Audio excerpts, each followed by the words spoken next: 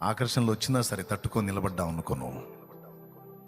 నేను చెప్పినట్టుగా నేను ఆ నీతి వదలను, నా నీతి వదలను, నాకేం అవసరం లేదు అని నువ్వు నిజాయితీగా నిలబడితే నా తండ్రి యోసేపును హెచ్చించినట్లు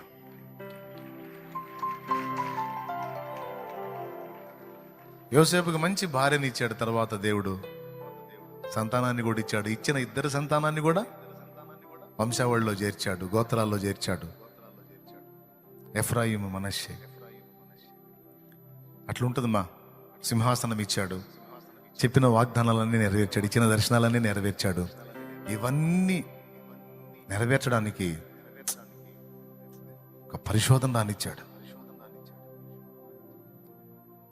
యోసేపు తప్పు చేయొచ్చు. ఏమని చెప్పి తెలుసా? చేయకపోతే, నేను లోబడకపోతే నన్ను జైల్లో వేపిస్తానందండి, జైలు పాలవుతానంటే భయం వేసి ఆమె బెదిరించింది, అందుకని నేను అట్లా లోబడ్డానని చెప్పుకోవచ్చు. అబ్బే అట్లా వద్దు, నాకు వద్దు అసలు. ఎందుకు అట్లా?